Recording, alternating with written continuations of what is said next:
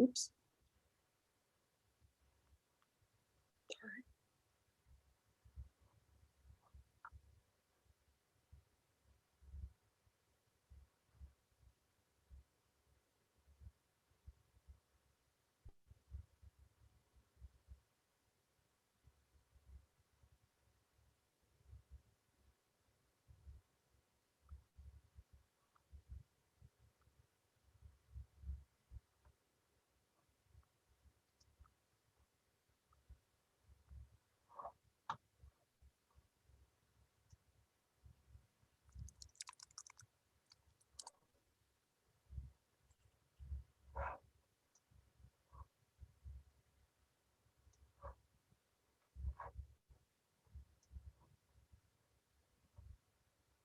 All right, good evening, everyone. I'm Dr. Nathan Carpenter. I'm the Director of Convergent Media for the School of Communication, and I will be running tonight's technical direction for the show. So you'll see me come back a little bit near the end, looking for any questions that you all might have. During the talk, if you do have questions, please include them in the chat. And there will also be moments that if you prefer to ask your question in person, that we just ask you use the raise hand function at the end of Dr. Parris's talk tonight. And we'll get to you as soon as we can. If you're joining us on YouTube, feel free to leave your comments and questions in the live chat, and we'll include them as well. There is about a 10 to 20 second delay.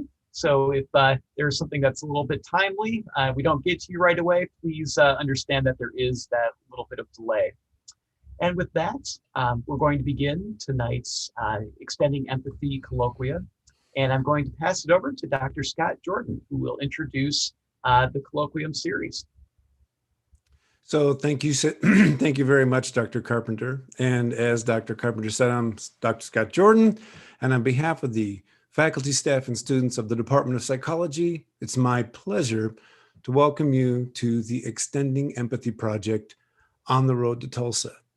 Now, this project actually started in the fall of 2018 when I sent a call out to faculty and graduate students inviting them to participate in a project that would allow us to project a more empathetic voice into the university environment and the community at large.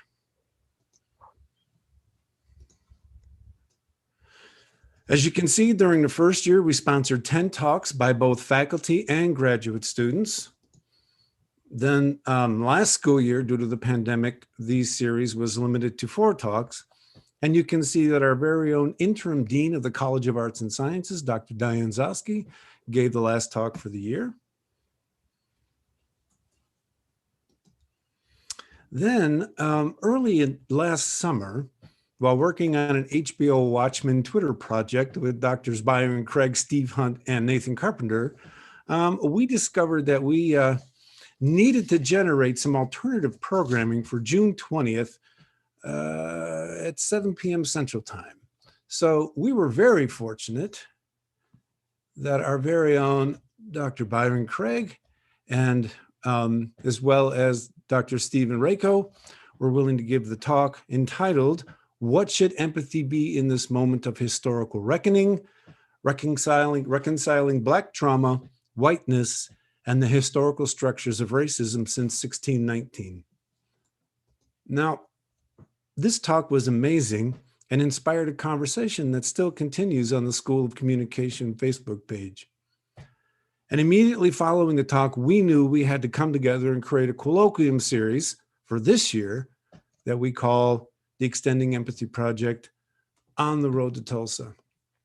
The series began last week with a talk given by myself in which I proposed that we begin to assess the quality of our individual empathy by examining the extent to which our lived lives give rise to and sustain more other regarding infrastructures.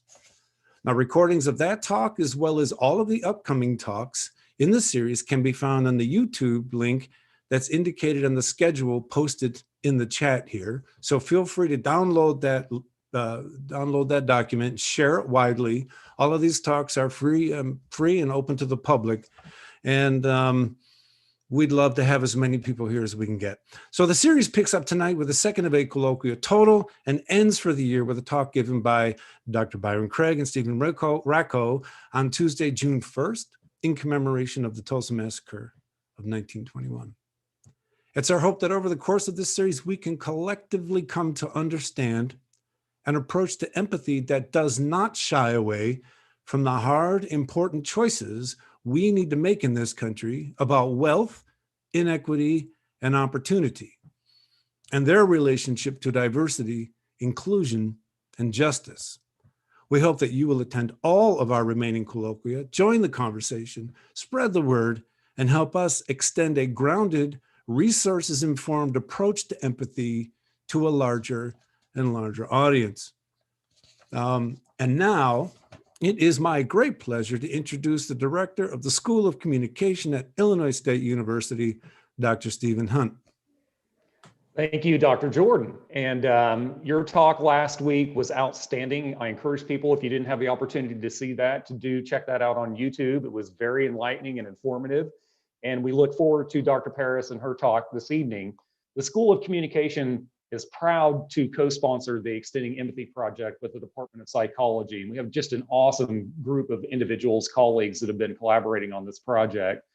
Again, thanks to Dr. Carpenter for his technical support. As Dr. Jordan mentioned, he is the school's Director of Convergent Media and just a wizard at setting up Zoom rooms and polls and making all of this happen, streaming to YouTube and all of that. To Dr. Byron Craig as well. Along with Dr. Jordan, Dr. Carpenter, we're working with the National American Democracy Project to hopefully take this initiative to a larger national audience next year. So we're excited about that. Dr. Jordan mentioned that our interim dean, Diane Zosky, has been a supporter of this initiative as well, and we're very, very proud about that. And also to Felice Noodleman, who is the executive director of the National American Democracy Project, who has been from just the beginning, yeah, let's do this project. This is really cool. So we thank everybody for the support that we have received on that. So with all of that said, it's now my pleasure to formally turn things over to Dr. Byron Craig, who's a faculty member in the School of Communication, one of our colleagues on this project. And as our team kind of says, all roads eventually lead to Dr. Byron Craig. And here we are, Dr. Craig. And I don't know why they say that, but it's nice that they say that. So I'll echo everything that Dr. Hunt just said. And I do want to give just a real quick shout out to Dr. Jordan's talk last week. So I had family who actually chimed in to listen to his talk, and they were extremely impressed. And my family's not very hard to, not very easy to impress. So you did a good job there. As I know, tonight's speaker will do as well. So I want to introduce Dr. Leandra Parris, who is an assistant professor and program director of social psychology, school psychology at William and Mary. Her overarching orientation is social justice with an emphasis on the relational dimension of socially just practices in schools. Her research interests include peer victimization, the influence of social media on youth well-being, and trauma-informed approaches to educational services. As a trainer, she specializes in crisis prevention, intervention, and counseling with school-age children within a culturally responsive framework. She is the creator of the Trauma-Informed Program for Promoting Success, a curriculum for youth experiencing peer victimization, and the Coping with Bullying Scale for Children. Dr. Parris is the co-editor of the journal School Psychology Training and Pedagogy, and the upcoming book, the Oxford Handbook of Social Justice and School Psychology, as well as the co-chair of the National Association of School Psychologists Social Justice Committee. So I'm looking forward to your talk tonight, Dr. Parris. I want to say on a personal note real quick, I've gotten to know Dr. Parris this year through recording YouTube talks with her on Lovecraft Country. And I'm always very, very happy when she speaks because I learned so much from her with every one of the recordings that we did. So that's my attempt to make you cry, Dr. Parris, before you start talking. But she is wonderful. I'm glad you're here. I'm glad you're giving the talk tonight. And thank you to all of you for showing up, and special shout out to my two students, Christina Michaels and Holly Philsinger, for showing up tonight. So I hope you two learned something tonight, because I guarantee you will from her. And shout out to all the rest of you too for being here. Dr. Parris.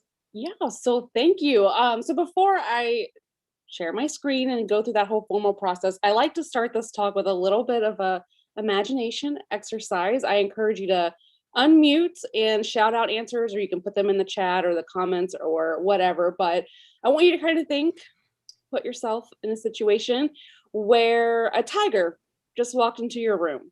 So come in the door behind you, through the window behind you, whatever. Okay, so a real live tiger escaped the local zoo and has just entered the room. What happens to your body? It tightens up. Titans, what do you mean by that? Didn't know I was going to get put on the spot. Yeah. I freeze for a second. Okay, so freezing, tighten Yeah. up. Just for a second. You go into fight or flight mode. Exactly. Ah, spoiler alert. Yes. So explain what you mean by that. So your body can either choose to kind of, tense up, or to fight, run away, or just, stand there just because you're so overwhelmed with fear. Exactly. So when we think about what's happening to your body, what specifically is happening? So you're tensing up, your muscles are tensing up. What about your heart? Pounding. You fast, Pounding, a lot of adrenaline. adrenaline. How's your breathing? Rapid. Mm-hmm. Shallow, rapid breathing. So all of this energy gets rerouted straight to your core, right? Because you need to run, you need to fight, or you're one of those unfortunate souls that freezes up and doesn't do anything. So I want you to think about that for a minute. And I'm going to launch a poll, and I want to see, what do you think you're going to do? Are you going to fight the tiger? Are you going to run, try to flee?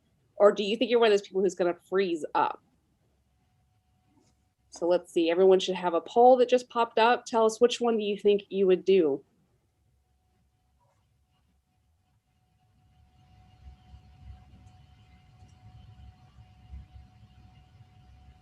All right, so about 50% of you are gonna run, 40% you're gonna run, 2 of you are gonna fight, and 2 of you are gonna freeze.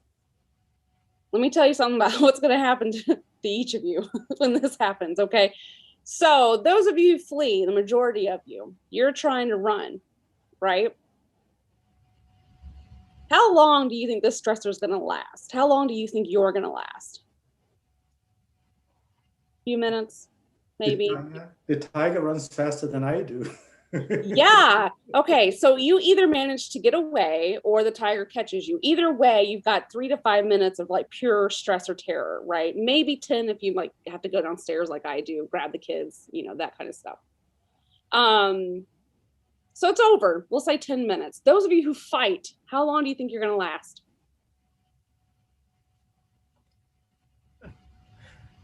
30 seconds. Yeah, maybe. I don't know. Some of you look tough. You might win, but either way, you either win or you lose. Either way, the stress is over, right?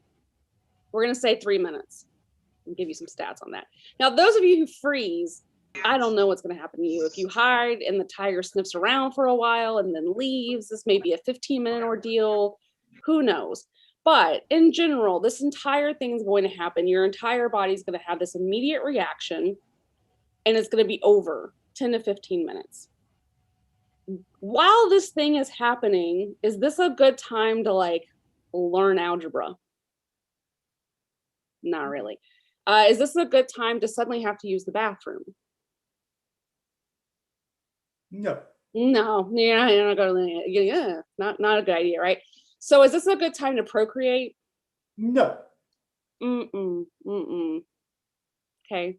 So all of those systems get shut down. The body's very efficient like that. The body says, you know what? You don't need this. You don't need this. You don't need this. So it's cut off. Everything in your body is primed to do one of those 3 things. And it's primed to do it for just a little bit, right? So I want you to keep that in the back of your head as we continue with our presentation, assuming that I can figure out how to do this. All right. Can everybody see my screen? Mm-hmm. Yes, thank you. I have dual monitors for the first time. It's very tricky for me. Okay, so today we're going to talk about 2 different kinds of tigers. So we just talked about one kind. this tiger, right? A very real tiger. And so whenever your life is threatened, again, body, adrenaline, cortisol, a whole bunch of other stuff, we call this acute trauma. So when a trauma happens, it has a very clear beginning and end. And the demands of that event, the more severe it is, the more demands it puts on the situation, it puts on you. You have to employ coping resources. And so sometimes those coping resources are deep breathing, running, listening to music, talking to a friend. These are all resources that are available to you. Now, as the demands of the situation start to exceed your coping resources, you start to feel stress. Some of you are like, I live in that state. That is my home. Yes, me too. Now, as the demands start to exceed far above your coping resources to the point that you need emergency resources, now you're in crisis. So emergency resources would be therapy, a trip to the ER, FEMA coming in after a natural disaster, something like that, right? So you're going to something that you wouldn't typically use or as a part of your daily routine or coping strategies or what have you, and trying to manage a crisis. Some events are so severe that it doesn't matter if we have emergency resources or those resources are not available in enough time. And that's when we have trauma. The meaning around the event is completely lost. You can't cope, right? Your body kind of takes over. So that's one kind of trauma. That's one kind of tiger. Now there's another kind that we're going to spend a little bit more time talking about today.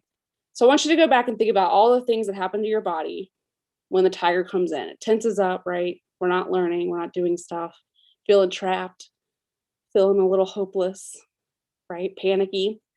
So I want you to think about a time you got in an argument with someone in the middle of a work meeting. Did your heart start pounding? Did you start breathing shallow, start sweating? Everything tenses up. What about you open your bank account and it looks like this? Anyone else get that cold dread hit their stomach real cold, right? And just like, what am I going to do? Not a good feeling. Body says that, that's a stressor, that's a threat, and it goes into threat mode. Now, this is Snowmageddon in Atlanta. Don't know if you guys have experienced anything like this, being stuck in traffic where you have nowhere to go. There is no hope. You don't know what's going to happen. You're trapped. There's nothing you can do. Your body's probably thinking, let's just conserve our resources. This is not a good time to have to use the bathroom. We're going to shut that off, right? What about paperwork? You come in and your to-do list is huge. You get that feeling of dread, almost to the point that you freeze and don't do anything and procrastinate. So y'all think procrastination is laziness. That is a stress response, y'all. Okay. What about microaggressions? How do those feel day in and day out when people invalidate you, say things that are not appropriate in ways that almost make you feel like you were going crazy, that maybe it's not you, maybe you're making too big of a deal of it, right? Your body responds to that with a stress response. That is a threat. What if you're seeing stuff like this? It's not hurting you. It's not coming after you. It's just an image. And yet all of you just got a really serious look on your face. That's stress. And your body doesn't know the difference between that and a tiger barreling down your door to eat you. Your body responds the same way no matter what. So you end up with what we call paper tigers. So these are things that other people may not see. They may be things that you don't think are immediately life-threatening. They are things that haunt us, carry us, follow us throughout the whole day. These can be graduate school. This can be a job. This can be a deadline. These are the things that are in the back of your head telling your body that there is a threat and you need to respond to it. And your body says, okay. The problem is when you have, let's use the traffic one. You're stuck in traffic. You're not stuck in traffic for 10 to 15 minutes. That's usually like an hour, hour and a half if you're in Atlanta, right? Your body's not designed for that. If we're talking about exposure to images on TV, that happened. I mean, that's still happening, and that happened January 6th, right? Your body is not built to maintain that level of stress for that long. So what ends up happening is you start to deplete your resources over time. because even though the demands have not changed, even though it doesn't look like there's been a change, your ability to cope goes down, which leads to stress, which can also lead to crisis. And as you use your emergency resources, those don't stay forever either. FEMA comes in, FEMA goes. The therapy session only lasts for an hour, right? And then as those get depleted, now we're entering chronic stress that can lead to trauma symptoms. Meaning is really hard to understand. It's hard to make sense of what's happening around you. It becomes too much. And so when we talk about trauma, we often think of these very distinct events. But often what's really burying us is all of those little things that are adding up, all the paper tigers. So when we talk about a tale of two tigers, that's what we're talking about. There's the very real threat that everyone looks at and validates and says, yep, that's totally not okay. And then there's the one that only exists for you, that you have to explain, that other people may not get. So then what is trauma? I just gave you lots of examples, right? Well, there is actually a definition. So this is when something is perceived as being extremely negative. Clearly, trauma is not like a positive thing, right? It generates feelings of helplessness, powerlessness, and entrapment. So this goes back to the traffic example. I always think about being in the car and you can hit the wheel as hard as you want, but no one's going anywhere. It can occur suddenly, unexpectedly, and without warning. And it includes the inability to cope. So going back to what I said before about meaning being lost, you're kind of disorganized. You can't really make sense of things. The upside is that trauma has the ability to have a radically positive or negative outcome. So it can go two ways. And I want to point out there's one word on this screen that if you don't remember anything else from this slide, I want you to remember. And that's perceived. It is perceived as a negative event, an emotion state. That means that some things are traumatic for some people and not for others. Perception is going to be key.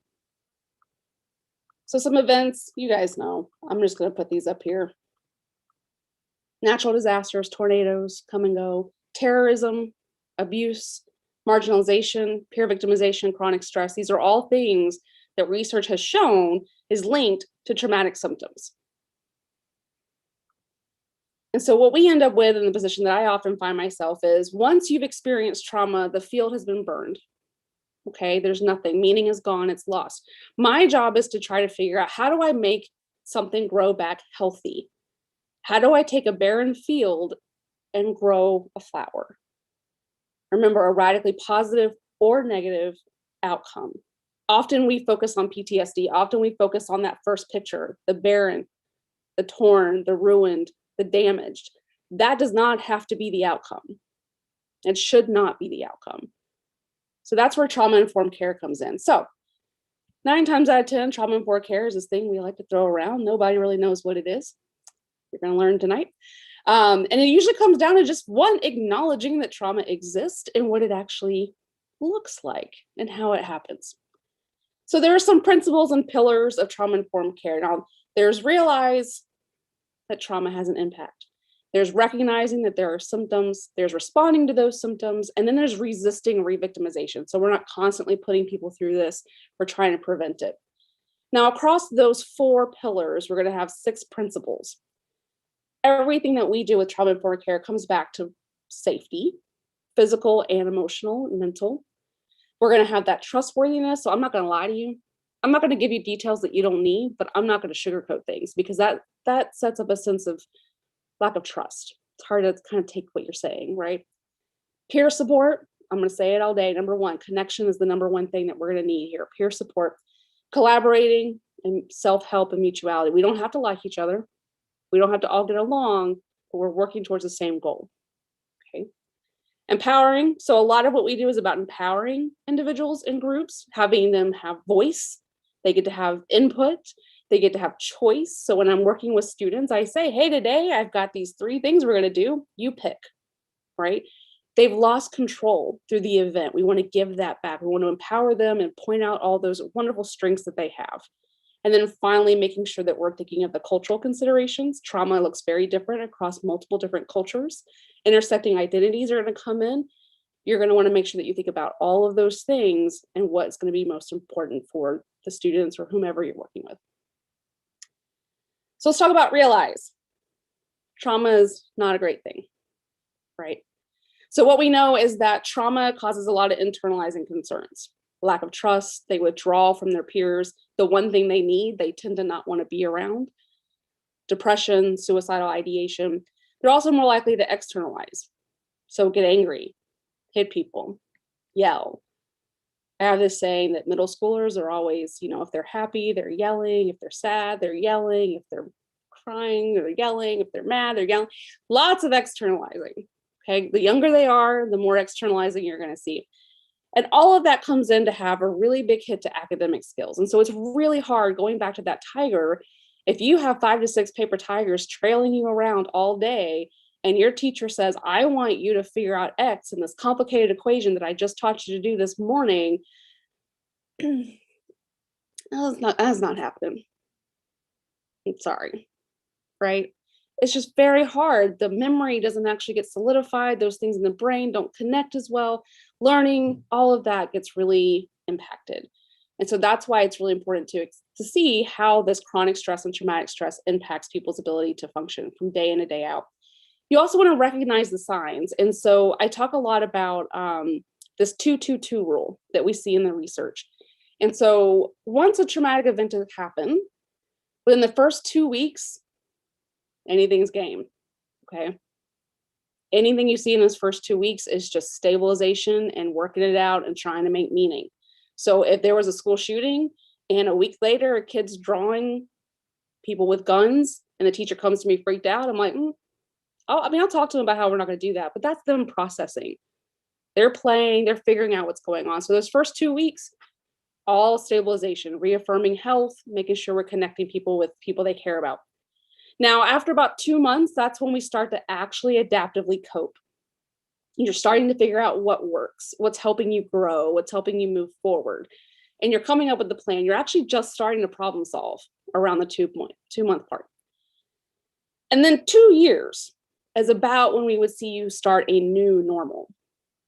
You're done with the 1-year anniversaries. You've processed things. You now have what your new meaning is. 2 years.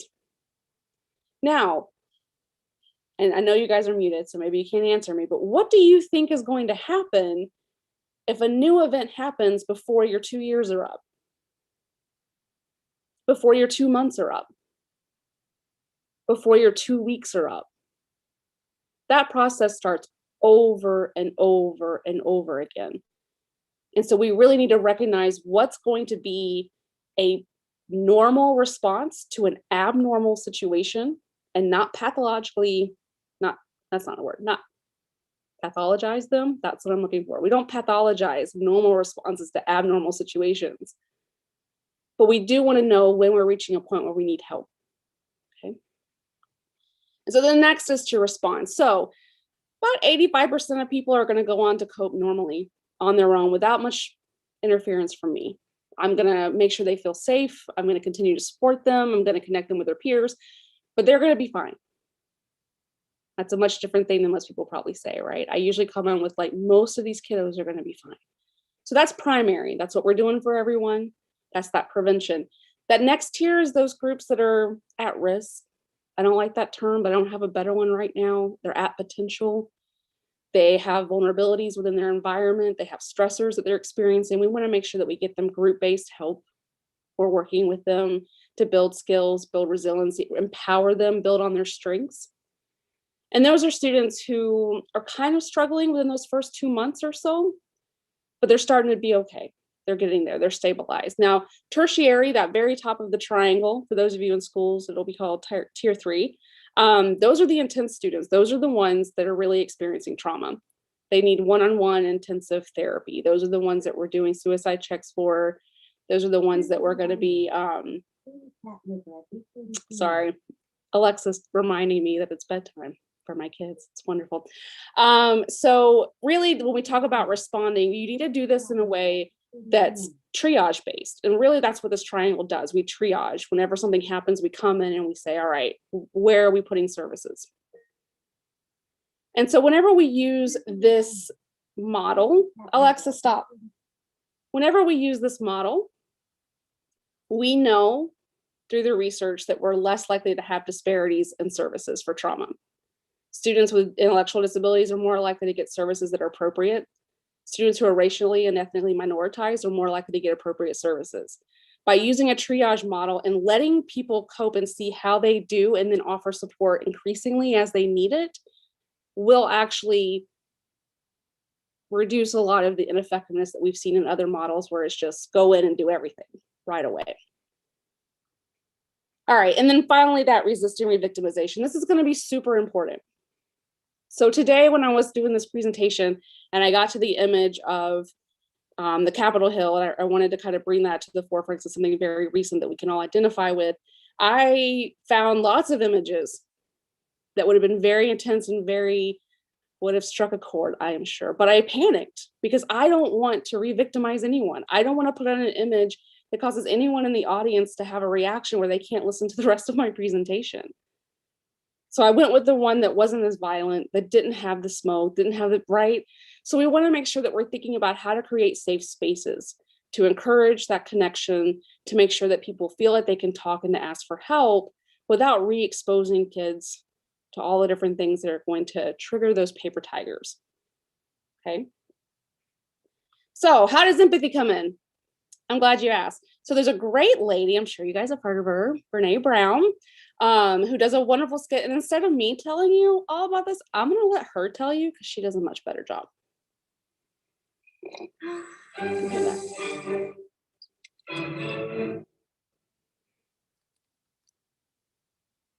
So what is empathy and why is it very different than sympathy?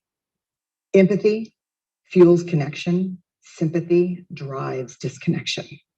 Empathy, it's very interesting. Teresa Wiseman is a nursing scholar who studied professions, very diverse professions where empathy is relevant, and came up with 4 qualities of empathy.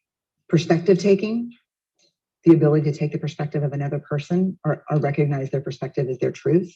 Staying out of judgment, not easy when you enjoy it as much as most of us do. Recognizing emotion in other people and then communicating that. Empathy is feeling with people. And to me, I always think of empathy as this kind of sacred space when someone's kind of in a deep hole and they shout out from the bottom and they say, I'm stuck, it's dark, I'm overwhelmed. And then we look and we say, hey, climb down. I know what it's like down here and you're not alone. Sympathy is, ooh, it's bad, no, you want a sandwich? Empathy is a choice, and it's a vulnerable choice because in order to connect with you, I have to connect with something in myself that knows that feeling. Rarely, if ever, does an empathic response begin with at least. Yeah. And we do it all the time because you know what? Someone just shared something with us that's incredibly painful, and we're trying to silver lining it. I don't think that's a verb, but I'm using it as one. We're trying to put the silver lining around it. So I had a miscarriage. Oh, at least you know you can get pregnant. I think my marriage is falling apart. At least you have a marriage. John's getting kicked out of school. At least Sarah is an A student. But one of the things we do sometimes in the face of very difficult conversations is we try to make things better. If I share something with you that's very difficult, I'd rather you say, I don't even know what to say right now. I'm just so glad you told me. Because the truth is, rarely can a response make something better. What makes something better is connection. Okay. So I love this because she hits on everything that we do when we respond to trauma, traumatic stress, chronic stress. So in case it wasn't clear, the 4 empathetic connections with, helping is perspective taking, which can be difficult if it's something that you haven't experienced. It can be difficult if it's something that's really hard to take that perspective because it's an identity that you don't hold, right? Staying out of judgment, I am bad at this. Some people in this room know that. But we don't judge. Unconditional positive regard. Because when someone's going through trauma and chronic stress, they are not at their best. And they're not a bad person. It's behaviors that are manifesting their whole array of things. We're going to make sure that we recognize emotions. You seem really tired. You seem really stressed. You seem really angry. And that we communicate that to them. I hear you. It's okay. Actually, don't say it's okay because that's patronizing. Y'all know how that feels. I'm here. I hear you. So that's how this all ties together with empathy. And often what happens is that when someone's experienced chronic stress or they're coming to you with a trauma or traumatic stress or complex trauma and you feel uncomfortable. I don't know what to say. I don't want to say the wrong thing. Say that. I don't even know what to say right now. Because empathy is the only way to let someone feel like they're not alone. And not feeling alone is the number one way to make sure that what grows back is healthy. And so what oftentimes is we'll say, oh yeah, I get that. At least this, or we're going to do this. I always talk about here when Columbine happened, I remember talking to my dad and just how the school had like responded. And I was like, I don't really understand. They keep telling us what they're going to do when this happens again. Why aren't they telling us they're going to stop it from happening again? That's another sympathy versus empathy thing, right? So you want to think about how that looks. And within trauma-informed care, empathy is the cornerstone of everything that we do. Meeting people where they are, getting down in the hole with them, listening, reflecting that back. And I think it's really important to recognize that this isn't new. This is something that's been around for a long, long time. And it always thinks about Martin Luther King Jr. and his letters from the Birmingham jail wrote about this, about how, you know, shallow understanding from people of goodwill is so much more frustrating than misunderstanding from people of ill will. So coming in with that fake support, that lukewarm acceptance that he described, that's more damaging than just saying, screw you. That's trauma-informed care, is to come in and say, I'm here, I'm going to take action, I'm going to listen. This means something to me. This experience means something. Not just, yeah, that sucks, and then moving on, right? And so whenever we use trauma-informed care, everything gets better. Not to be whatever, but everything starts to look good, right? So racial disparities in services go down. Adaptive coping goes up. Academic performance goes up. School climate drastically improves. We start to see children actually talking to teachers, reaching out to counselors. We see victimization go down. If we have a culture and a climate where bullying is not acceptable and it's not promoted, that goes down. If you have schools that identify trauma sources, such as racism, sexism, homophobia, and they identify that, and that's part of what they do with their social emotional learning, all of those isms go down. So part of this is recognizing, identify, again, realizing and recognizing within the system what those traumatic stressors are going to be, and then responding to that, okay? So lots of great things happen with this approach. There's a lot more collaboration, a lot more academic performance, said that, work performance for those of you who don't work with kids, lots of adaptive coping. So basically, I don't know if you guys have noticed throughout the presentation, there's been a frozen flower. What you end up getting is a nice, healthy, open bud that can then go on to be productive, then you go on to grow beyond the school setting, into the workforce, into their life, and continue to promote that resiliency. It doesn't just stop with the one person that you help. It continues to go on because they then go on and learn how to be empathetic with someone else in their time of crisis. And that person goes on, and that person goes on. So instead of building intergenerational trauma, you can now promote intergenerational resiliency. That's the big impact of trauma-informed care. That's our big goal. I am always trying to put myself out of a job. I dream of the day that I don't have to do what I do every day. And you have to be okay with that. You have to come in knowing you're putting yourself out of business, hopefully, right? And it requires you to take that perspective and understand that you're doing things for the sake of someone else, not necessarily for you, right? Which brings me to my final point, which is that if you're going to do this, You need to take care of yourself.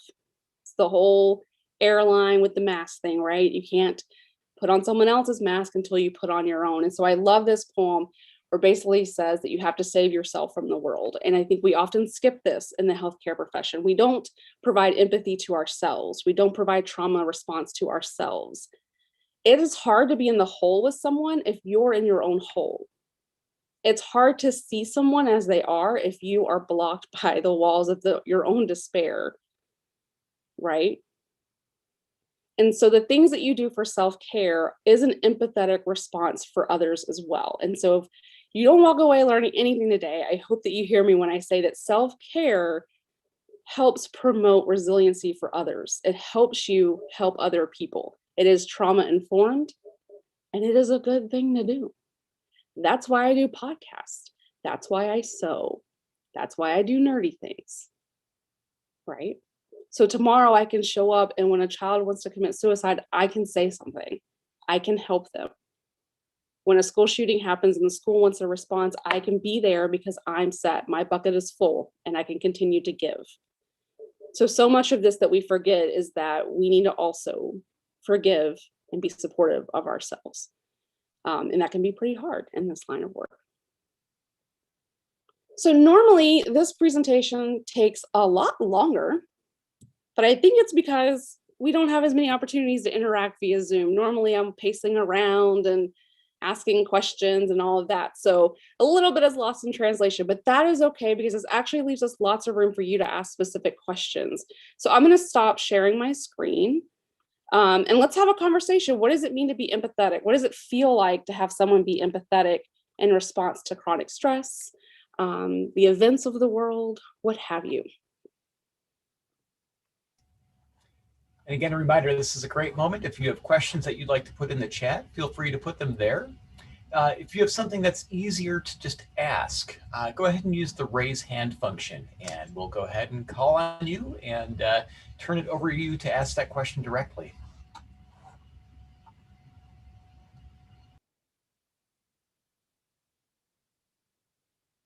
And I do see some typing out there. I don't see the raise hand function. So I'm just going to start the Q&A with a question for Dr. Parris. What I'm going to try to do is work at some integration between the things I was talking about last week and the things you talked about today, because I think it's important for the series that we, try to have this thread that runs through all of them.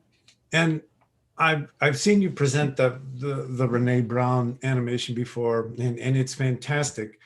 And I want to talk about one thing she said, and that is when someone gives you sympathy, what they're doing is trying to make you feel good, but not being empathetic. And in my presentation, I talked about moments when people say things like, at least you can get pregnant, at least you're in a marriage, at least your other kid gets straight A's, all lives matter. People that are poor just don't work hard enough. When people say these things, for me, what they're doing is not trying to help me. And they're not trying to help the person they're saying them to. What they're doing is implicitly sensing the fact that they're not being empathetic. And they're generating words that make themselves look good. And I call it converting dissonance to virtue.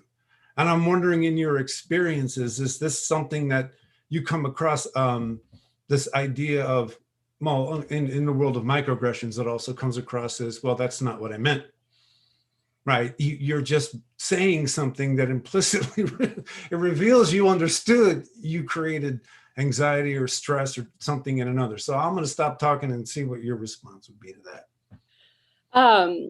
So we do have phrases that we use, particularly in our culture here in America, that are very much like, that's a you thing. And I hear that all the time. That is a you problem. And so we often, sometimes, not often, sometimes I will use that language when it is something I don't have the capacity. It's okay to sometimes not be empathetic. If it is a situation where you're going to cause harm, or if it's a situation where you don't have empathy, this is not a fake it till you make it. Okay. And so there are times where sympathy may be what you need to give because you don't want to invite you. It's a vulnerable space, like she said. That said, when people say things like that, they really are putting it back to the other person and saying, you're this and I'm this, and there's space between us, but I'm going to say it in the nicest way possible. I mean, I'm from the South, so we have all kinds of ways of doing this. Bless your heart. You're sweet as you can be. And so there's so many ways to tell people politely, go away. But you can't call them on it. And in trauma-informed care, I will call you on it. I will say, when you say things like that, it makes me feel like what you're saying is that you don't want to listen. It makes me feel like you're making fun of me. Let's talk about that. I love to use PALS, which is from a Minnesota school, Michigan. Is it Michigan? I can't remember. Anyway, PALS is like pause, ask, listen, and speak your truth. So kind of like, now, wait a minute. What do you mean by that? What does that mean to you? Here's what it means to me. So clarifying, increasing that understanding, that communication, so that when people say things that distance themselves from you, you understand why and can call them out just as politely. Thank you very much. Yeah, so I see there's a question in the chat. So yes, working with diverse groups of kids, how are you able to adapt to racial and cultural differences with kids and connect with them and make them feel safe and understood? So oftentimes when I'm responding, it's a crisis. So there's been a school crisis situation, a death, a fire, something like that, or it's someone who's had an individual crisis that's happened. They've been removed from the home, things like that. So they're not coming to me at a point where they're necessarily feeling like talking to the white lady, to be honest. And so I just spend a lot of time getting to know them and letting them know that I know what identities are. And I want to know what theirs are. I think Dr. Brea Banks at ISU does a wonderful presentation where she says, I just say, tell me about your identities. Tell me who you are. And then I can use that to help fuel my next step.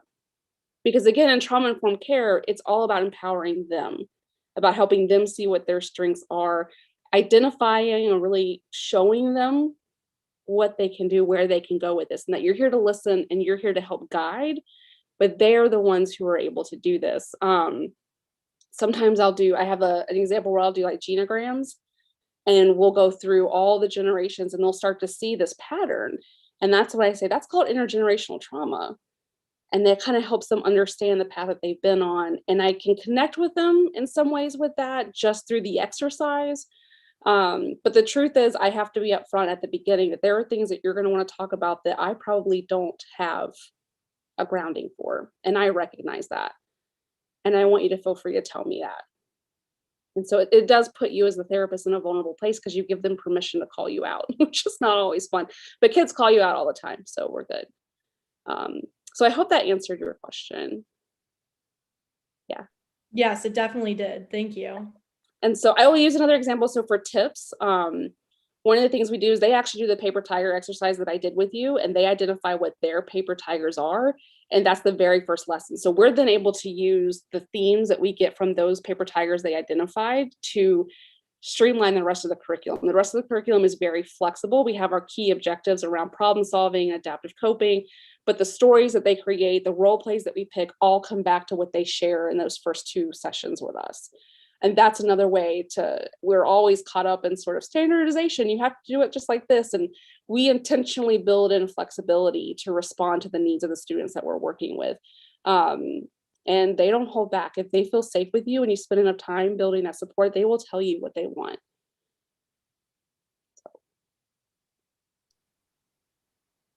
Question. Mm-hmm. So, okay, so mine is this kind of 2-part. Maybe it's 2. I don't know. Maybe it's 1 part. So, knowing that you work with children, I guess I was a little taken today with FBI Director Ray's testimony today, talking about the growing number of kind of racist attacks going on in the U.S., right? Mm-hmm. So I guess what my question for you is, and I know you talked about, helping kids understand and talk about their identity as well, right? But I wonder, so yeah, there's kind of 2 parts. Do you see an uptick in the need in seeing traumatized kids, specifically Black and brown kids, right? So especially after January 6th, and knowing that this era that we're living in now with a lot more of these, racist attacks and the growing number of domestic terrorism, but also with the bullying, right? So, one thing I guess I've just been interested, is there this kind of racist bullying that we see in schools? And if there is, I wonder how that relates to intergenerational trauma, but also if you can connect that to the way you're thinking about and talking about empathy. Mhm. So I know that's kind of a lot there. It's kind of loaded, but I figured you could handle that question. Oh, see how you set me up there? All right. My paper tiger is like sitting right here talking to. So a couple things. One, yes, we are seeing an uptick. I think the last time I checked on, there's a site that kind of keeps those stats up and running, is we're seeing about 100 to 200% increase in online aggression in general, and 900% increases in race-based attacks, particularly towards Asian American students. So yes, there is a tremendous increase. Now, some of that is going to be that we're living in the middle of a pandemic. You know what I said before, everyone's resources are tapped out. And when people's resources are tapped out, they become aggressive.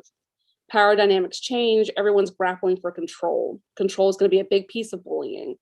Trying to get control. And it's interesting because the control isn't really usually from the victim, it's from the bystanders. They're doing it for the bystanders, not the person they're actually targeting. But anyway, but a lot of it is just pure racism, sexism, xenophobia, and being in a culture that is sending the message through its own coded language that this is okay. And not only is it okay, but it's expected of you if you're going to be a good patriot. So when it comes to empathy, these, again, they're all ways of saying that you are not someone I need to worry about. I do not need to spend my empathetic capacity on you because you're wrong, because you're other, because you don't have the same goals as me. An empathetic response is, you don't have the same goals as me. That doesn't mean that we can't both reach them. Going back to that mutual self-help, that mutuality. And it's so interesting. I was just reading a paper where they were saying how it's just moral disengagement. People just morally disengage from the situation. They walk away. If you are morally disengaged, you cannot have empathy. You cannot connect with other people. So yes, there's an uptick. Yes, we're seeing a lot of bullying. Control is a huge part of that. So people who feel like they're losing control, maybe through an election, are going to react to retain that control. And kids do the same thing. They model it from other people, and they do it naturally, just as little human beings stuck in a room together. So control, uptick. Did I miss anything? Empathy. There's no room for empathy and hate and racism. But can I follow up real quick with you? Mhm. So, I think this is what I was getting to actually. So with that, so there's kind of this narrative now about, I'm hearing this narrative about, we need to meet people halfway, right? And I wonder about that because, my response to that is, no, I don't. Because if you're wrong here. But in this treatment of children, I wonder, does that have a place though? When we're thinking about, especially when we're thinking about this role of empathy, right? And if we're thinking about bullying, do we try, and I'm asking you this, from your psychologist's viewpoint, is there a place for that in empathy? So there is a place for agreeing to disagree. We do have a lesson on that and tips even, but we're talking things that are perspective based, that me agreeing to disagree with you does not negate my own identity, does not negate my rights, does not negate my feeling of safety. When we talk about that, there's a huge difference between being submissive and being collaborative and mutually working together, right? There's a difference between me giving up my power and my control as an individual and saying, you do you and I'll do me. Those are two different things. What you're describing with meeting halfway, if you find yourself having to negate part of yourself, having to give up your safety, I don't find that meeting halfway. I don't it doesn't feel that way to me. It feels like holding over the whole thing. And so, and I struggle with this too. Like, you know, people are like, well, I have my perspective and I have my opinion. And I'm like, you're right. And I have the right to walk away and not come back. So. Wanted to read you some comments really quickly from YouTube. They're actually not questions, but just some responses. One of which is from Heidi, who says, we are all currently working with students who are undergoing chronic stress with this pandemic, as are all of us. And you already touched on a little bit of that and kind of the what gets exacerbated with racism and other issues. But I don't know if you have any additional comments about just the pandemic and the chronic stress related. Yeah, I would just remind you to go back to that graphic I showed. No one is at full capacity right now. No one has all of their coping resources. Very few people have access to emergency resources. So they're going to be reaching a state of stress, crisis, and trauma is just going to be so much easier. This is true for students. It's also true for the teachers and the parents working with them. And so I try to spend a little bit of time extending some empathy to the parent who won't return my phone calls, who won't answer my emails, and saying they probably don't have the capacity for this right now. They're trying to deal with a situation that they've never dealt with before, meet demands they've never had before. So what can I do to increase those resources for them so that they can meet those demands? That's my job, is to come in and do that. Which is hard because I also have my own decrease in resource, right? And so I think there's a lot of things coming to head in our country right now, and we should really practice our empathy so that it becomes second nature, really practice our trauma-informed response so that it becomes second nature, because it's not going away. It's going to take a long time to rebuild that. Schools, when they come back in the fall, we already have recovery and reintegration plans based on a crisis model, because we're all going to be recovering from a trauma. We're all going to be recovering from crisis, and doing triage when everyone's at tier 1 is going to be something interesting to see. But those are already in work, right? Like we're working that through. We're playing it as we go. And I see Holly has her hand raised. Hi, yes. Okay, please bear with me while I try to ask this in a way that makes sense. So when you were talking about re-victimization or re-traumatization with the insurrection photos, I was thinking about especially with, I mean, anyone, but children now having more access to phones, and social media is just everywhere, and we're constantly just always connected to something. Especially for children, how does that, what does that mean then? Because I guess, what are the implications of this? Because if, something like, if certain images or this constant flow of media that we're constantly getting, which can be on just about anything nowadays, it can be COVID related, it can be insurrection, it can be, police brutality, it can be any number of things that we're constantly being exposed to. Are we just always in a state of of being re-victimized, and as a result, does that lead to these like constant paper tigers, constant place of trauma for everyone? Like, I know you talked about the 2-2-2 model. Like, are we ever basically going to get out of the 2 years point at the, with especially for children, because I when you talked about moral disengagement, I'm like, are we not kind of all there then? Because again, if we're always in this state of like re-victimization, if like, I feel like I experience a lot of like high arousal, and then I get like really like stressed about something, and then I go into shutdown mode. Mm-hmm. So then that's either thing, those extremes don't bode well for anyone. So I guess through all these things I'm throwing at you, I'm just interested how you would respond to how we deal with that constant media exposure and all of these ways in which we could be re-victimized constantly.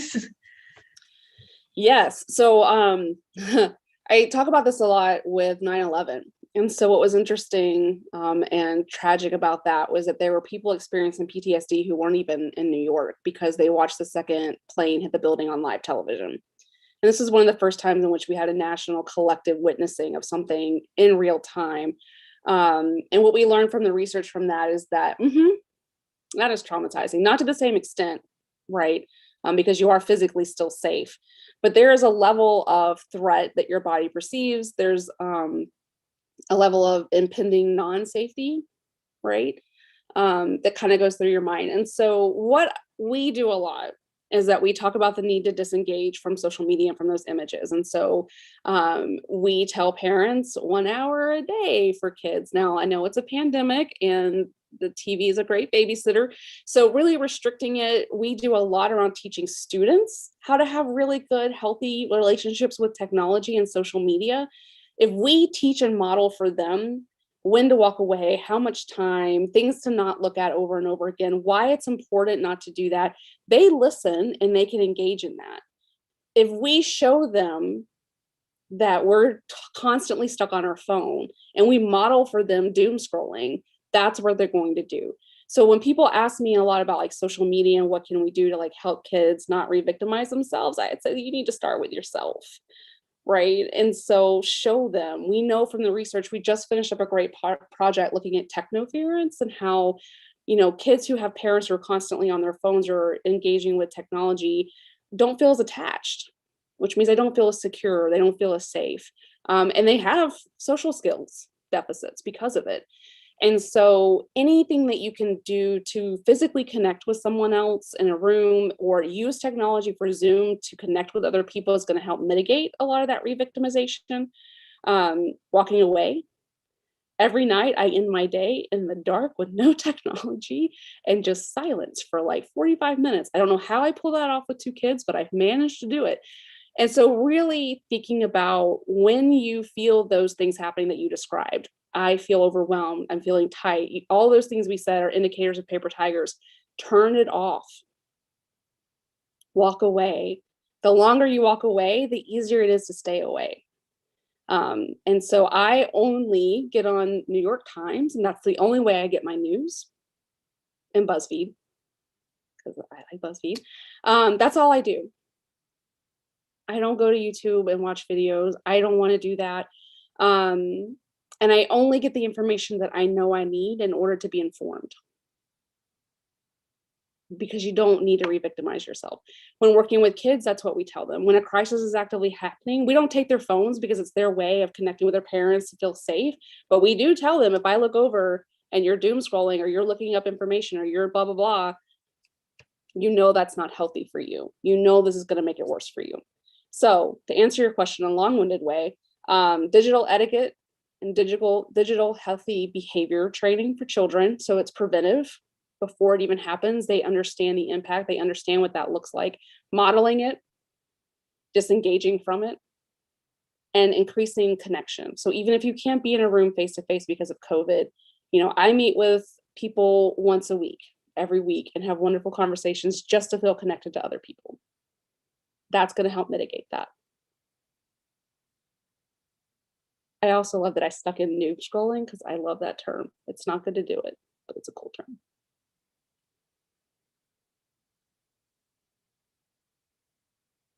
Any other questions or comments? Yeah, I have another question. I'm delighted to hear you refer to empathy as something we can teach people to manage, right? Because I get concerned that people feel bad when they don't necessarily extend empathy in every moment. And as you're saying, it can be exhausting and eventually very, very difficult for you to deal with. The thing is, when we talk about keeping our distance from others and managing situations where people are trying to do us harm, and we identify that and we say, not today. Some people have more ability to walk away, right? And so I'm wondering, and I know that your work tends to involve primarily individuals, and I'm wondering, in the groups that you work with, what are the kinds of larger scale issues you discuss? Or does it come down to, okay, I recognize this person doesn't have the privilege to be able to walk away from all these things as someone else, and I have to bring that into my my work with them as an individual. I'm just wondering how those larger scale disparities, do they show up in your work with individuals, and does your group talk about things on how to manage larger scale discrepancies? Yes. There's no way to take that out of the things that they're talking about. So the stressors, when they identify the paper tigers, I can give you an example. One of them, there was a teacher who was just inappropriate and really invalidated students, would send them to the principal's office all the time. We talk about discipline disparities a lot for students with disabilities and students who are racially and ethnically minoritized, male students. And so we talked about that. We gave them the stats. We talked about what that looks like and why that happens. And we validate it every time. And so we use that to kind of structure the problem solving that we go through, the empowerment that we go through. You know, where do you have power? Where do you not? And being really realistic about that. They can't tell their teacher off. They can't walk away from their teacher. But what can you do? How can you protect yourself? How can you recognize the situation for what it is, which is more about them and less about you? It's more about their isms and less about who you are. And if I can get a student to reframe that way, I've already given them empowerment and something to work towards. And so Yep. it's unavoidable. And that's why I love the trauma care approach, because there is that consideration for historical trauma and generation, you know, and the cultural differences and all the systems that will have the child sitting in front of you in the situation that they're in. They didn't get there alone, and they're not going to get out by themselves. So how do you work with that? Thank you. Yeah. Jillian? Yeah. Dr. Parris, thank you. That was a really great talk. And I feel like I'm feeling I'm gonna, Holly, the way you were like, I don't know what I want to say, that's how I feel right now. But I think the big thing that I'm wondering about is in that example that you just gave, I'm wondering about the role of communicating with the traumatizer. So you gave such a good example of talking to the students and saying, like, let me extend empathy to you. Let us discuss your identities. Let me give you the tools. What is the role of extending empathy to the traumatizer to say, like, hey, what's going on in your life? Why are you, I don't know, sending all these kids to the principal's office? Or what's happening in your life? Why are you traumatizing students? And I'm wondering what the research says. I'm even thinking about people in my own life who I love and fall very much in a different political sphere than I do. And I have a difficult time wanting to be like, I want to extend empathy to you, but I also super disagree with you. And I'm struggling with that concept of extending empathy to a traumatizer. And so that's not a question, but I'm wondering if you can kind of speak about that. That would be great. Yeah. So Dr. Ani Zejan there at ISU, again, all my heroes are back where has this wonderful question. She's like, why would a reasonable, rational person do that? Okay. And so I always ask myself that first. And I do a lot of consultation with teachers where I have to kind of be like, okay, this person, let's start benefit of the doubt, reasonable, rational person. Why would they act this way? They feel threatened. They feel like they don't have control. They feel like their job is on the line. They feel disrespected. They feel that they can't get done what they need to get done because of the behaviors happening around them. They feel that they can't handle it. Their resources are down. Okay. So I talk to them and I say, walk me through the situation. What was happening? What went through your head? What was that final thing that made you say, you know what, get your ass to the office? Sorry, get to the office, right? What's that final thing? And I think usually it's about acknowledging and validating. They have a very hard job. They are not mental health professionals. They're there to teach, and they're there teaching students who have trauma and chronic stress and need mental health professionals. I'm a mental health professional and I cannot teach. So we need to work together. So again, it goes back to that collaborative mutuality piece of trauma-informed care about meeting people kind of in their state.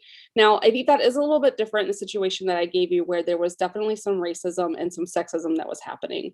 And in that case, it was, I use a lot of PALs. So, you know, when I hear these situations, it kind of looks like you're targeting students of color and male students. And I don't think that's what you're trying to do. Walk me through that. And they're like, oh, right. And so even though that is kind of what I think you're doing, whatever. Disarm you a little bit there.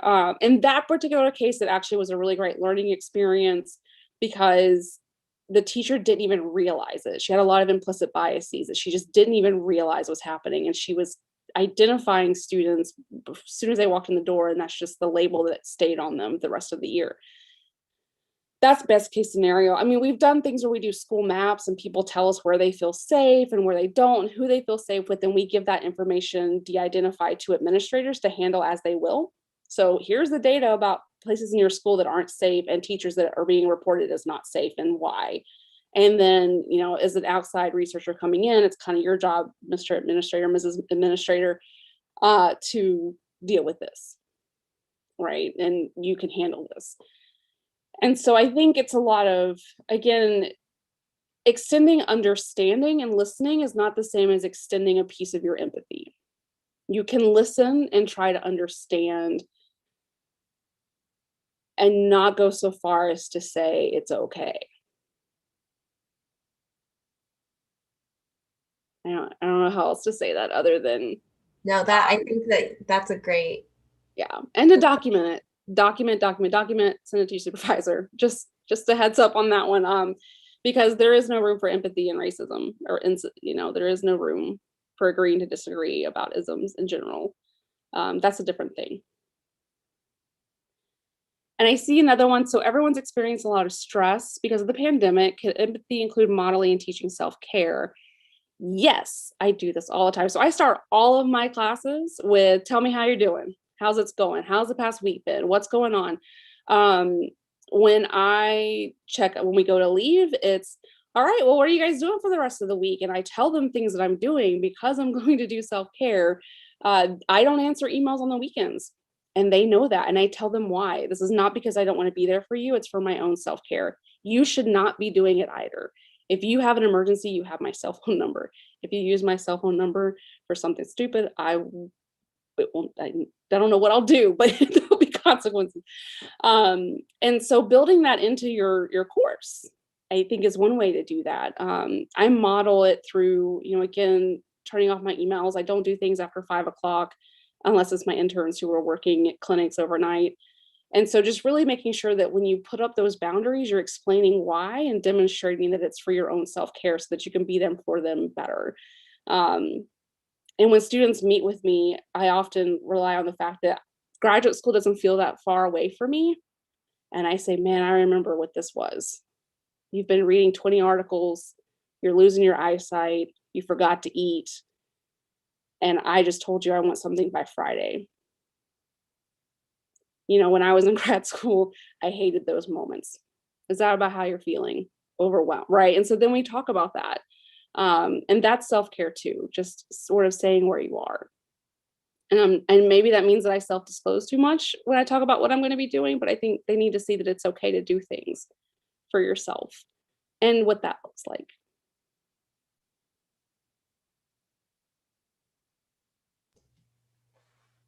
I'm going to ask you one last question. All right. So you can't just walk off the street and become someone who does what you do. So the question I have is, how are you trained? How are therapists trained to manage their own empathy? Because that's your tool. And then how are you trained, and are you trained, I guess, to actually manage it outside of the session because you carry those things with you that you let inside of you? And are there professional organizations set up for you to express your suffering to? We have surgeons who cut into people every day. And when I talk to people in the medical profession, there's nowhere for them to go to talk about how potentially traumatizing it could be to actually cut into another human being. So I'm just wondering, what training do you get on how to manage your life, given that you're doing this profession? Right. So we are trained in a lot of empathetic. Most people who go into psychology in the helping profession tend to have some natural empathetic abilities. We just fine tune it like how the language and how to make people feel comfortable and, attenuate to those cultural differences and what it means to feel comfortable. So a lot of our training is about being in the moment, being present and fully, and also recognizing that that makes you vulnerable because all of your attention, you're absorbing everything. We're always taught to read body language, which means you're also taking on the stress of that body language if there is some. And when we're done and we go home, we're supposed to cut it off. And no one really knows how to do that. No one trains you to do that, which is unfortunate. So you have to, it's kind of like why my cousin wouldn't become a veterinarian because she'd end up taking all the pets home with her. Like you have to kind of learn when to have that boundary and when to say, I'm not the one. I can't. If I do this here and I overextend my empathy here, I can't have empathy tomorrow when I go to my other school. So knowing that you're always putting it where it needs to go. Now, we are told to go to counseling. Every therapist should have a therapist, which is a little bit easier for us than I would say the surgeons because we're working with someone who has the same training as us. And so they are genuinely empathetic with us. I tell my students that all the time. I remember my supervisor when I started was like, by the way, part of your orientation packet should say, get a therapist. So we're told to seek help. We have resources for how that looks. Our national organizations have those resources that we can access. I don't know about the medical profession, but they should have that as well. And then knowing when it's too much, when we have this thing called an empathy check. And so when you find yourself being really callous to a client, or you find yourself burned out, we do an empathy check. Where are you? Do you have the capacity to feel empathy for someone else? Because that's usually the first sign that you're needing to step away. You need to take a vacation, take some time off. You need to refer your clients potentially. So there's that. And then we're also taught to recognize populations that we just don't have the capacity to have empathy for. And we don't have the capacity to serve. If I cannot provide you unconditional positive regard, I should not be your therapist. I should not be your clinician. And I had to recognize pretty early on, perpetrators of sexual abuse for children, I can't do it. That's an empathy I cannot extend. I'm not that person. So I don't work with those individuals. And that's a boundary that I had to put up. They can go to someone else who does have the capacity to give them what they need to get help.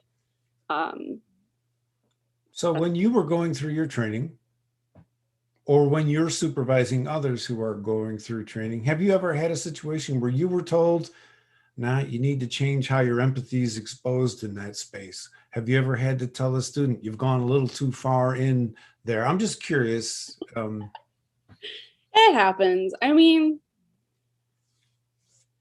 I think when you get a lot of practice, particularly with kids, it's hard not to internalize things. And usually supervisors were taught pretty early on to say, you know what, you're having a bigger reaction than I would expect. Let's talk about that. What is it about this client? What is it about the situation? Is it a topic for you? Suicide was one, it took me a long time to work with students with that. It was too close to home. And so just knowing what those signals are and being able to recognize in other people. When we're providing crisis response, one of the first things I do is I go through my crisis team and say, who's close to this? I check in with them. Can you do this? And throughout the day, if I have signs that you cannot do this, you're out. I love you. Goodbye. Go home and get some rest. I've pulled teachers who have lost a student and want to be there for their other students, but they can't stop crying. You can't stop crying. You can't be there for your other students. This is scary for them. Please go home and be with your family. Let me do this. I don't cry with this. I was not personally affected by this. Let me do it. And so that's how we spend our time when we go in doing that, making sure we're managing ourselves, doing those empathy checks, and also looking for others who just might be too far into it. Just imagine what the world would be like if teaching people to do that was part of our K through 12 curriculum, right? We did not. We got training in how to be empathetic. We did not get trained in how to rein it in, but yeah, that is changing. That is a big movement, I would say, across psychology right now. No, that's fantastic. So look, we have more time for questions. What I'm going to do right now is just introduce say something about the next two talks in the series. And then when I'm finished with that, we'll keep the floor open for questions and try to close things up at 8:30 tonight.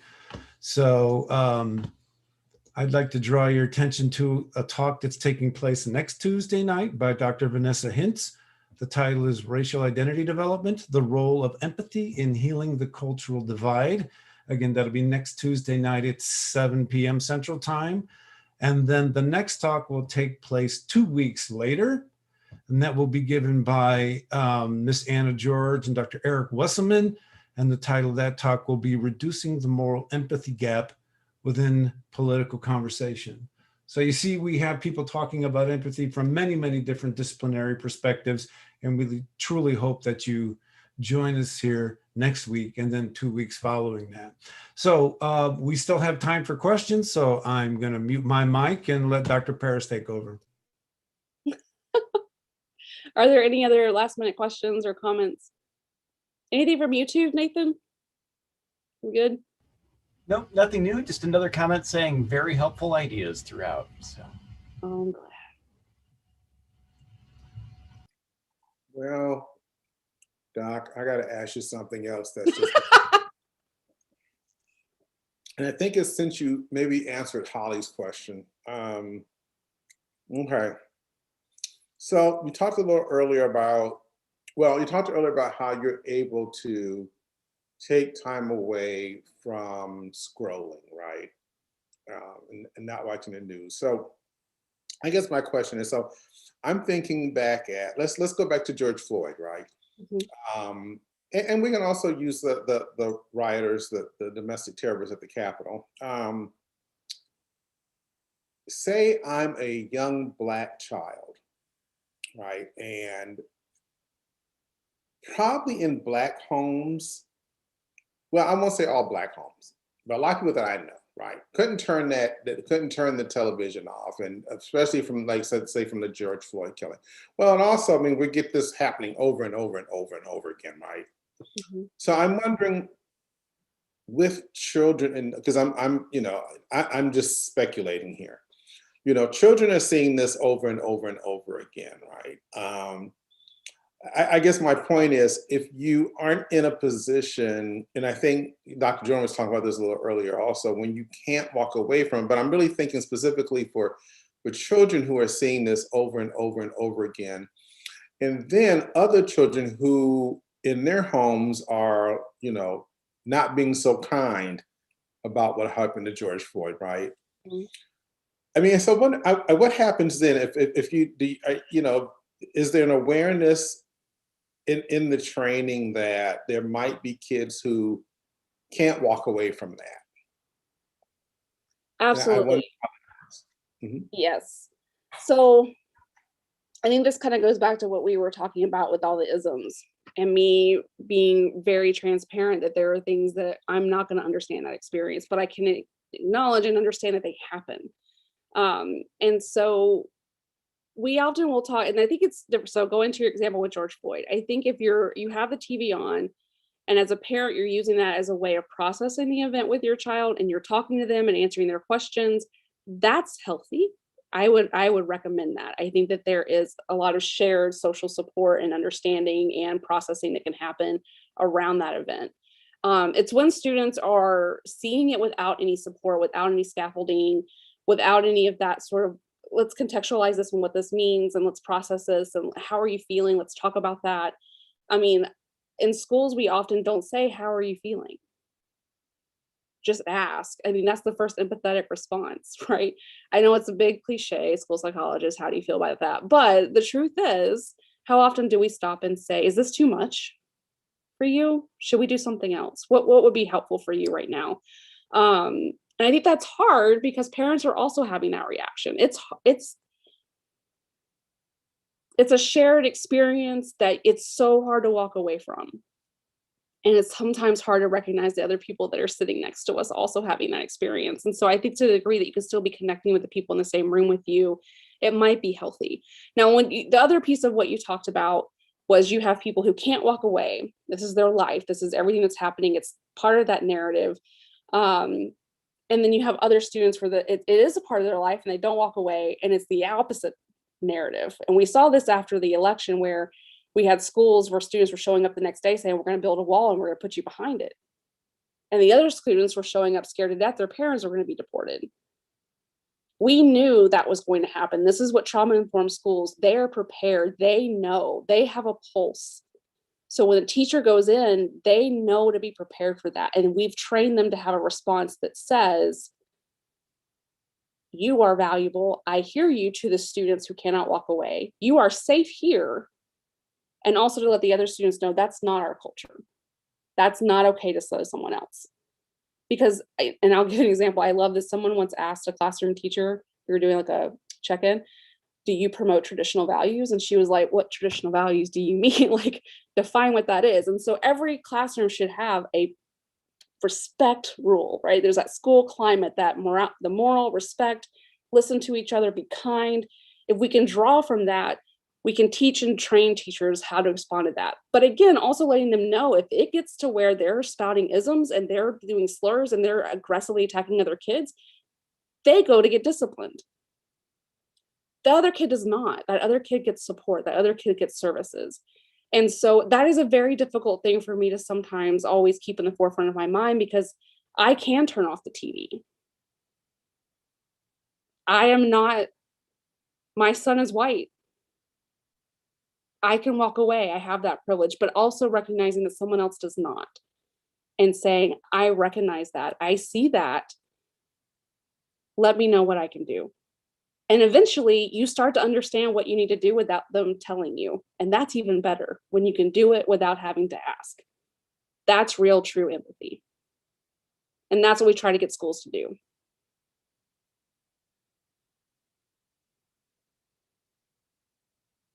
You're nodding, but I can't tell how you feel. Well, I had typed something actually in the box and I took it out because I thought that maybe it might be offensive, but I was like, yeah, that's good. You should be doing this training from, are you doing this training in colleges also? So TIPS does have a component for school personnel. Okay, good. And families. And so we do similar trainings around what empathy looks like and what it doesn't. Cool. But again, I think it comes back to the preparedness, what you're talking about. And so trauma-informed schools, they know this is going to happen, and they're not caught off guard when it does. And teachers are not caught off guard, and we're there to support. We were there in the schools the next day to help with this, because we knew you got to know your communities, all of them. This is the kind of infrastructure changing work that changes things. That's the level of work that will lead to change. So I see we have 3 minutes left, so I'm going to just leave it open here if anybody has a final question. Well, on that note, then I want to say thanks to all of you so much for coming tonight. And can we all just give Dr. Parris a round of applause for a fantastic talk. I'm going to put my email, you guys, it was on the last slide, but feel free to reach out if you ever have any questions, if you're working with kids, resources, what have you. It's my passion. So there we go. And if I don't answer within 24 hours, I got priorities and I have boundaries. I will get to you. She's engaging in self-care. I want to say thanks once again to my dear colleagues, Dr. Byron Craig, Dr. Steve Hunt, and Dr. Nathan Carpenter for working to help make this project happen. This is fantastic. I'm so excited we've got this going on.